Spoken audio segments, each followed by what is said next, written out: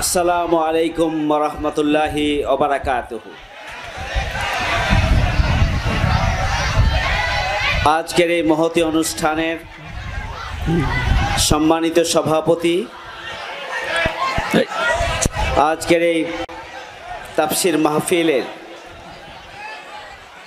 সম্মানিত প্রধান বক্তা, মূলত যার বক্তব্য শোনার জন্য আমরা দীর্ঘ সময় জুড়ে অধীর আগ্রহে অপেক্ষা করছি, বিশিষ্ট আলেমে দ্বীন, ইসলামিক স্কলার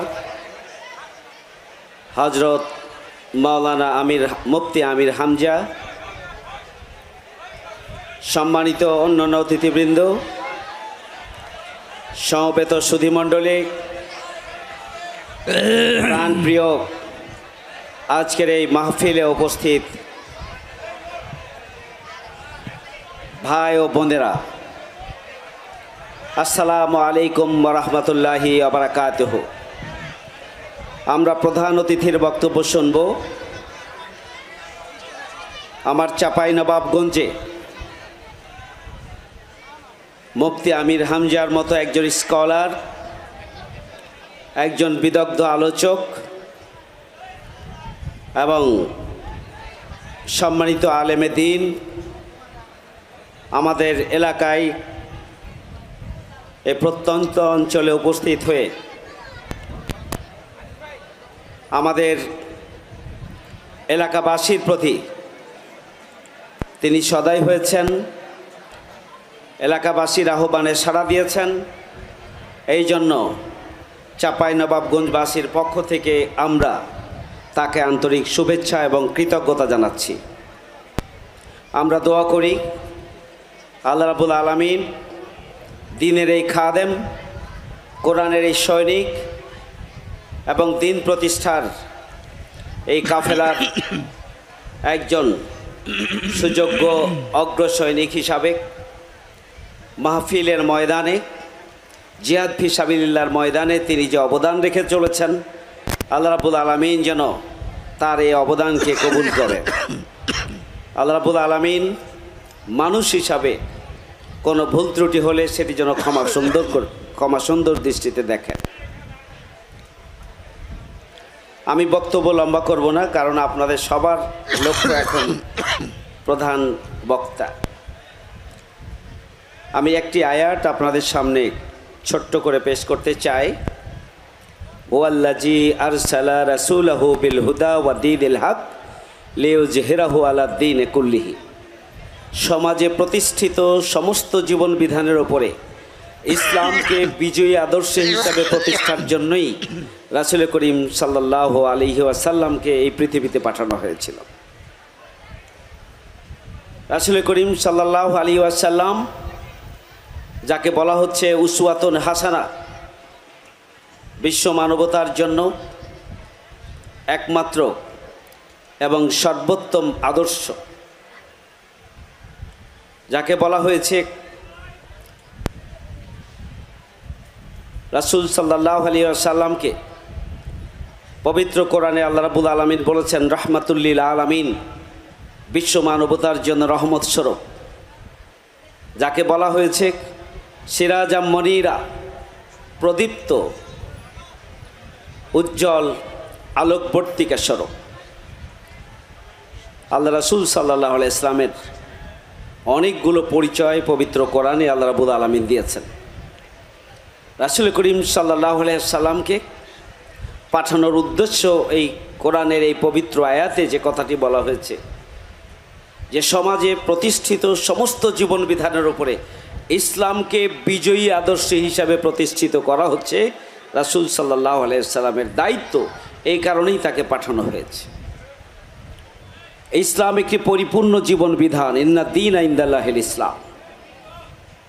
আল্লাহর কাছে গ্রহণযোগ্য জীবন বিধানের নাম হচ্ছে ইসলাম।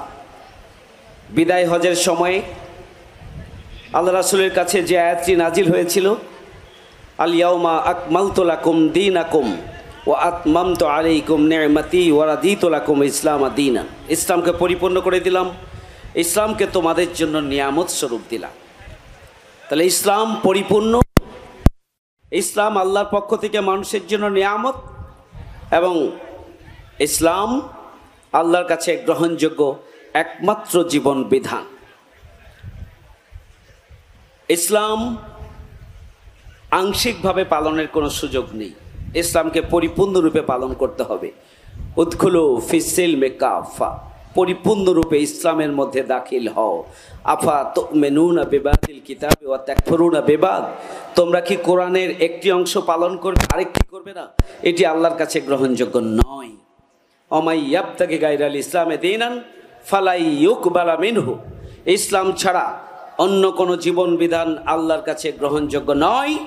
অন্য কোনো জীবন বিধান যারা গ্রহণ করবেন দুনিয়া এবং আখিরাতে ক্ষতিগ্রস্ত। কার বক্তব্য এটি? এটি আল্লাহ রাব্বুল আলামিনের বক্তব্য। সম্মানিত হাজিরিন, সংক্ষিপ্ত সময়ে সামগ্রিক বক্তব্য সম্ভব নয়।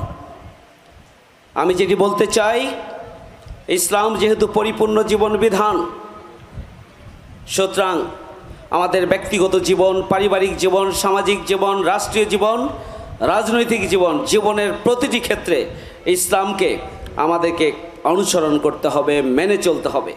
আল্লাহ রাব্বুল আলামিন যা নিষেধ করেছেন তা থেকে নিজেদেরকে দূরে থাকতে হবে। আল্লাহ রাব্বুল আলামিন যা করতে বলেছেন, আল্লাহ রাসূল সাল্লাল্লাহু আলাইহি সাল্লাম যা করতে বলেছেন, সেটি আমাদেরকে অবশ্যই করতে হবে। যা নিষেধ করেছেন তা থেকে আমাদেরকে দূরে থাকতে হবে এবং সামগ্রিক জীবনে ইসলামকে অনুসরণ করতে হবে। জীবনের পছন্দনীয় কোনো অংশে ইসলামকে পালন করলাম, আর অপছন্দনীয় হলে আমি ইসলামকে পালন করলাম না, এটি আল্লাহর কাছে গ্রহণযোগ্য হবে না। আমরা আল্লাহর বান্দা, আমরা দুনিয়া এসেছি আল্লাযী খালাকাল মাউতা ওয়াল হায়াতা লিয়াবলুয়াকুম আইয়ুকুম আহসানু আমালা, আল্লাহ যিনি সৃষ্টি করেছেন জীবন এবং মৃত্যু, এই জন্যই যে আল্লাহ পরীক্ষা করে নিতে চান, দেখে নিতে চান ভালো কাজের দিক থেকে কে বেশি এগিয়ে আছে। সুতরাং আজকে আমাদের আত্মসমালোচনা করতে হবে যে আমরা আমাদের যে মৃত্যু, যেটি অনিবার্য, আমাদের জীবন যেটি আল্লাহর পক্ষ থেকে আমাদেরকে পাঠানো হয়েছে, এই মৃত্যু এবং জীবন এই জন্যই যে আল্লাহ আমাদেরকে পরীক্ষা করবে আমরা ভালো কাজের দিক থেকে কতটুকু এগিয়ে আছি। সুতরাং আমরা আমাদের জীবনের প্রতিটি ক্ষেত্রে ইসলামকে পরিপূর্ণ আদর্শ হিসাবে আমরা গ্রহণ করব, আমরা মেনে নেব। তার আলোকে আমার ব্যক্তিগত জীবন, পারিবারিক জীবন, সামাজিক জীবন আমরা মেনে চলব। আর যে জীবন আদর্শকে প্রতিষ্ঠার জন্য আল্লাহ রাসূল সাল্লাল্লাহু আলাইহি সাল্লামকে পাঠানো হয়েছিল, সেই জীবন আদর্শকে প্রতিষ্ঠার জন্য আমরা ভূমিকা পালন করব ইনশাআল্লাহ। আমি ব্যক্তিগতভাবে পুরো জীবন কোরআন প্রতিষ্ঠার সংগ্রামের সাথে আমি সম্পৃক্ত আছি। ছাত্র জীবন থেকে শুরু করে অদ্যাবধি কোরআনের সমাজ প্রতিষ্ঠার আন্দোলনের সাথে আমি ওতপ্রোতভাবে সম্পৃক্ত আছি। আমি আমৃত্যু কোরআন প্রতিষ্ঠার এই আন্দোলনকে, ইসলামকে বিজয় আদর্শ হিসাবে প্রতিষ্ঠার এই কার্যক্রমকে আমি আমৃত্যু চালিয়ে যেতে চাই।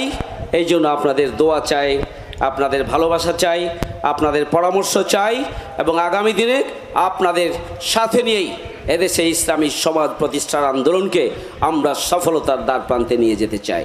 আপনারা দোয়া করবেন আমার জন্য, আমি দোয়া করি আপনাদের জন্য। আমি আপনাদেরই সন্তান, আপনাদেরই ছোট ভাই, আপনাদেরই পরিবারের সন্তান। আপনাদের আশেপাশে থেকে আমি বড় হয়েছি। আমি আপনাদের সর্বাঙ্গীন মঙ্গল কামনা করি। আমি আমার জন্য আপনাদের কাছে দোয়া চাই। ভালো থাকবেন সবাই। আসসালামু আলাইকুম ওয়া রাহমাতুল্লাহি ওয়া বারাকাতুহু।